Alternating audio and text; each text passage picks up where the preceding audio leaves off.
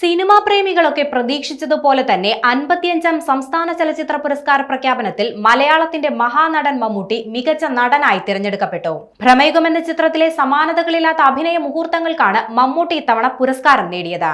മികച്ച നടനായി കേരള സർക്കാരിന്റെ 8ാമത്തെ പുരസ്കാരമാണ് ഇതോടെ മമ്മൂട്ടി സ്വന്തമാക്കിയത്. 55ാമത്തെ ചലച്ചിത്ര പുരസ്കാരത്തിൽ മികച്ച നടിയായി തിരഞ്ഞെടുക്കപ്പെട്ടത് ഷംല ഹംസയാണ്. ഫെമിനിസ്റ്റ് ഫാത്തിമ എന്ന സിനിമയിലെ കഥാപാത്രത്തിന്റെ അവതരണത്തിലൂടെയാണ് ഷംല ഹംസ ഈ അവാർഡ് സ്വന്തമാക്കിയത്. മികച്ച ചിത്രമായി മഞ്ഞുമൽ ബോയ്സിനെയും മികച്ച രണ്ടാമത്തെ ചിത്രമായി ഫെമിനിസ്റ്റ് ഫാത്തിമയെയും തിരഞ്ഞെടുക്കപ്പെട്ടു. പ്രേമലു ആണ് ജനപ്രിയ ചിത്രമായി തിരഞ്ഞെടുക്കപ്പെട്ടത്.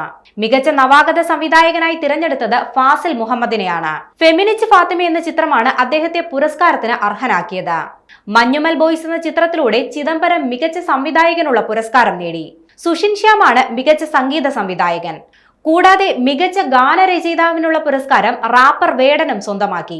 ടൊവിനോ തോമസ്, ആസിഫ് അലി, ജ്യോതിർമയി, ദർശന രാജേന്ദ്രൻ എന്നിവർക്ക് പ്രത്യേക ജൂറി പരാമർശവും ലഭിച്ചു. സാംസ്കാരിക വകുപ്പ് മന്ത്രി സജി ചെറിയാനാണ് കേരള സംസ്ഥാന ചലച്ചിത്ര പുരസ്കാരം പ്രഖ്യാപിച്ചത്. പ്രകാശ് രാജ് അധ്യക്ഷനായ ജൂറിയാണ് അവാർഡുകൾ നിർണയിച്ചത്. അവാർഡ് നിർണയത്തിനായി എത്തിയ 128 ചിത്രങ്ങളിൽ 38 എണ്ണമാണ് അവസാന റൗണ്ടിലെത്തിയത്.